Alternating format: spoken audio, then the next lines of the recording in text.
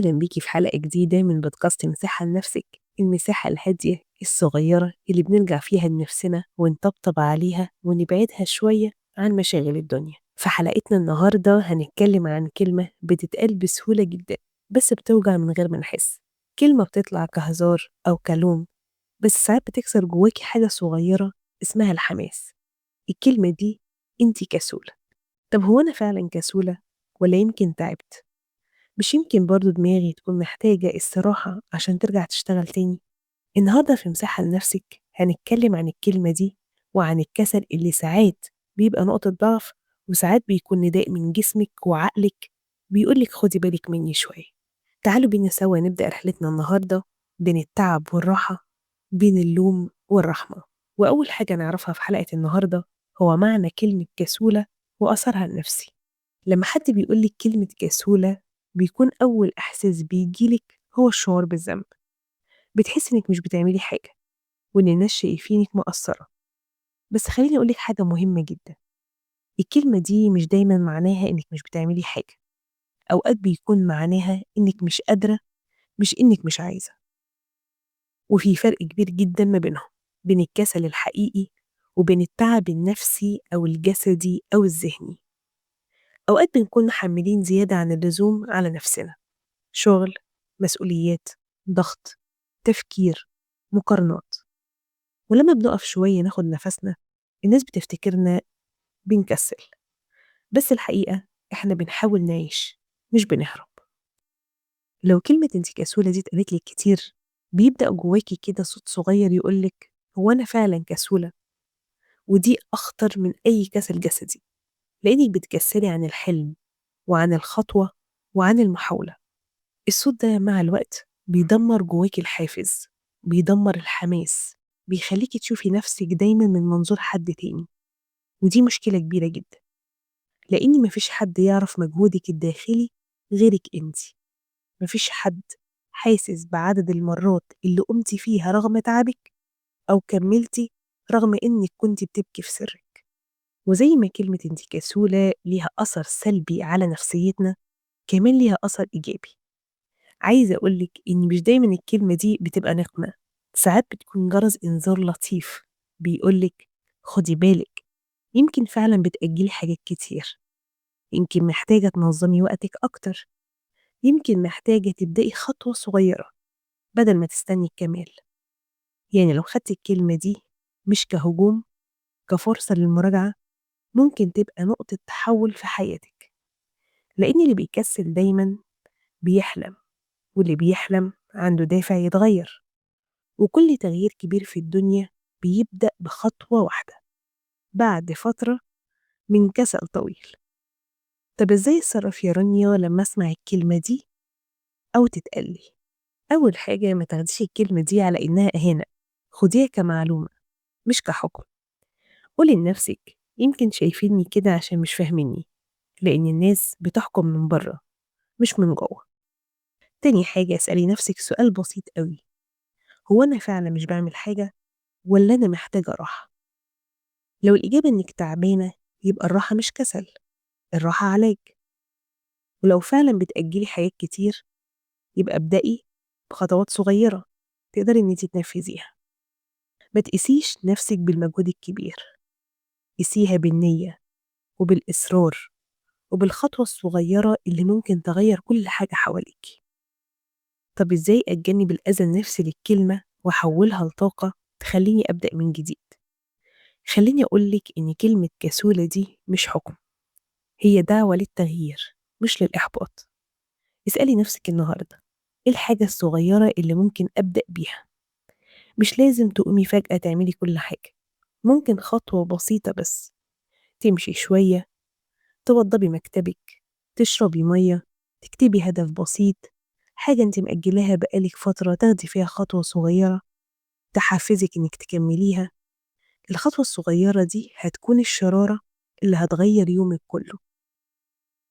الكلمة دي على الرغم ان هي صغيرة جدا، بس انت لو صدقتيها هتخليكي محبوسة في دايرة تلومي نفسك فيها، لكن لو خدتيها كإشارة هتخليكي تبدأي من أول وجديد. ما تستنيش حد يحركك، كوني انت السبب اللي يغير يومك. قولي لنفسك أنا مش كسولة، أنا باخد نفسي وبجهز لخطوتي الجاية. وبعدها اتحركي، لأن الحركة الصغيرة هتغير مزاجك، والمزاج هيحرك طاقتك، والطاقة هتخليكي تنجزي. لما كلمة انتي كسولة دي تيجي في بالك، عايزاكي كده تاخدي لحظة وتفكري وتقولي يمكن أكون أبطأ من غيري، بس كل حاجة عندي بتحصل في وقتها. صدقيني السر مش في السرعة، السر في الاستمرارية. حتى لو يومك مش مثالي، كفاية إنك بتكملي، كفاية إنك بتحاولي، كفاية إنك بتخلقي لنفسك مساحة تتنفسي فيها. وافتكري دايما، الراحة مش ضعف، والهدوء مش كسل، والبطء مش فشل، دي مراحل، وكل مرحلة فيها جمالها الخاص. وخليني من هنا أقولك، انتي مش كسولة، انتي بس إنسانة بتحسي، بتتعبي، بتحتاجي وقت، وده طبيعي جدا. بس الأجمل إنك دايما بتقومي تاني، كل يوم بيديكي فرصة جديدة. لو في لحظة حسيتي إنك واقفة مكانك، افتكري إن حتى الأرض وهي بتلف، بتلف بهدوء. خدي نفس وابتسمي وابدأي من جديد. عارفة لما حد يقولك انت كسولة ويكون قصده انك مش بتعملي حاجة ملموسة، تعالي أقولك قصة عن واحد كان الناس شايفينه كده بالظبط. اسمه فان كوخ. النهاردة اسمه معروف في كل متحف وفوق كل لوحة فنية عظيمة. بس زمان محدش كان بيؤمن بيه، كانوا بيقولوا عليه كسول، مش طموح، ما بيعرفش يكمل في شغل، قاعد طول اليوم ساكت بيرسم حاجات غريبة. محدش كان فاهم إن السكون اللي في فان كوخ ما كانش كسل، كان هدوء عميق بيحضر عاصفة من الإبداع. كان بيقعد بالساعات قدام مشهد بسيط، شجرة أو بيت قديم أو السما بالليل. الناس كانت بتشوفه ساكت، بس هو كان شايف الجمال اللي محدش تاني كان شايفه.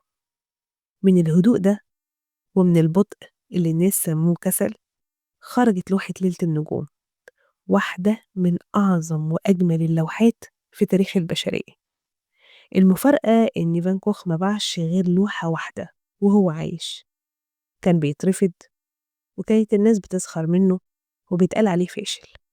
بس بعد موته الدنيا كلها بدأت تشوف اللي هو شافه. شافوا إن الراجل اللي كانوا بيقولوا عليه كسول كان أكتر واحد بيحس، وأكتر واحد بيتأمل، وأكتر واحد بيعيش اللحظة بكل تفاصيلها. شفتي إن الكلمة اللي كانت جرح طلعت في الحقيقة بوابة للفن والجمال؟ فان كوخ علمنا بقصته دي إن البطء مش دايما فشل، وإن الهدوء مش دايما ضعف، وإن اللي بياخد وقته مش دايما متقاعس، ممكن يكون بيبني جواه حاجة عظيمة لسه ما ظهرتش للناس.